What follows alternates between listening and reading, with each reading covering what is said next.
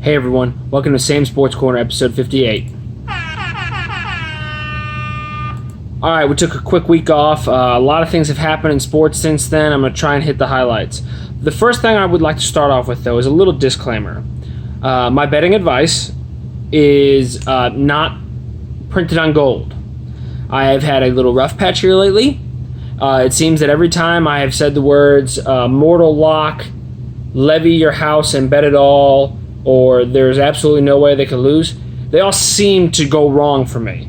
So I'm going to just throw it out there. I'm going to maybe take a quick spell off from giving y'all mortal lock betting advice. Unless it's Bama. Always bet with Bama, which brings us to our next point. There's been some shakeups the last couple weeks in college football, but my new Final Four prediction is Bama, Notre Dame, Clemson, and Texas. When Texas is good at football, football's better. So it's all been very exciting. Ohio State, who we all hate, obviously, because they're a bunch of scumbags and rapists and, all the bad things in the world, they got crushed by Purdue. So that's always great news. Unfortunately, I had picked West Virginia to be one of the Final Four. They lost, so Texas moves in. Moving right along to basketball, which is a little early to give a shit about basketball. However, there's a couple good headlines. First off, Lakers, where bitch boy LeBron plays, they have 0 wins. Zero. LeBron, 0 wins, 0-3. I think this is like the first time in like 4 years he's lost 3 games in a row. So, big news though. The other night, Rajon Rondo and Chris Paul got in a fist fight. It all started with someone shoving Harden, and then CP3 and Rondo go nose to nose. Rondo spits in Chris Paul's face, and then Chris Paul serves up a cold 2-piece and a biscuit. Gaw! Lets him know he's standing right there. It was beautiful. There's some suspensions, but I like to see Chris Paul get in Rondo's face because Rondo's kind of crazy. I mean, let's be honest. He's insane. So the fact that Chris Paul just, served it up was pretty beautiful. Next, I'm going to ask you guys to real quick put on your tinfoil cap and journey with me down a rabbit hole. So Drew Brees, a few weeks ago, broke the passing record.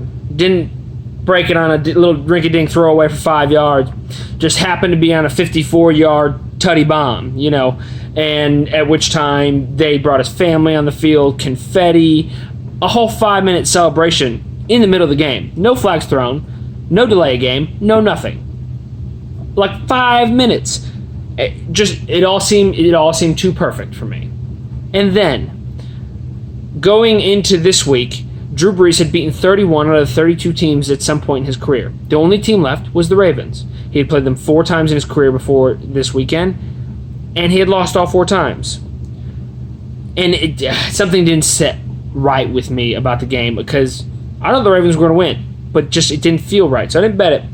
But Drew Brees ended up winning the game, beating all 32 teams in his majestic, probably final year, breaks the passing yards record, and now he's beaten all 32 teams. He won because Justin Tucker, the kicker for the Ravens, missed a game-tying extra point. Let me talk to you about Justin Tucker, the best current kicker in the NFL, going to go down as one of the greatest ever, Hall of Fame type kicker. In his previous 222 extra point attempts, he had made all 222. He was 100% on extra point kicks over the last 4 or 5 years, whatever it is. Man's he's actually perfect at it until that very moment when the game is on the line for Drew Brees to beat all 32 teams, and he shanks it hard. I'm going to go out on a limb and I'm going to say it. They're rigging it for Drew Brees. He's been a good steward of the league. He never gets in trouble. He never mouths off. He's a good guy. Everybody likes him. And it's BS. They are fleecing us, and they are trying to give Drew Brees a great farewell tour. I don't know what else in the NFL is rigged, but I'm sure of this. Justin Tucker does not miss extra points. He barely misses 58-yard, 59, 60-yard field goals, let alone a little chip shot extra point. They are rigging it for Drew Brees to have a farewell tour. Just letting you know, if any kind of record is coming up for Drew Brees or anything, bet on it because you'll get it, guaranteed. Yeah, that's a mortal lock. And I know I just told you not to take my betting advice, but we're going back on that. If Drew Brees is going to break any kind of record or do anything like that, you need to bet on it. And last, we are going to talk about the idiot of the week. So, the idiot of the week is coach for the Tennessee Titans, Mike Vrabel. He's got a weird name. This man makes $3.5 million a year, just so we're all tracking. He is the idiot of the week because he lost to the Chargers, which I was expecting to happen, but the way he lost is ridiculous. They throw a 31-yard touchdown. There's like 30 seconds left on the board. And instead of going for the game-tying extra point and forcing overtime, he goes for 2. Not only does he go for 2, first, he's about to go for 2, they get a penalty, and then they go for 2 anyway. I'm just going to throw this out there to anyone who's a professional football coach for a living, making millions of dollars a year. If you hate your job, which it's obvious Mike Vrabel does because he went for 2 when he could have tied and forced overtime and possibly won, you have to hate your job. There's no other way to describe it other than a full frontal lobotomy, which would make him an actual idiot of the week.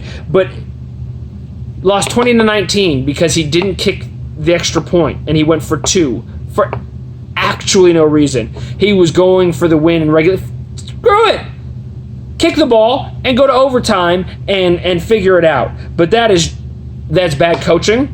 That's a great way to get yourself fired. Because if you lose in overtime, you lose in overtime. The Chargers are a better team anyways. Everyone expects it. But to go for 2 with 30 seconds left in regulation when there's literally no reason to. It doesn't make any sense. That is why Mike Vrabel is the idiot of the week. And I just hope he doesn't make any more mistakes like that this year because he's fresh on the job and that is not a great way to start. Hope you enjoyed this week and I can't wait to see you again next week.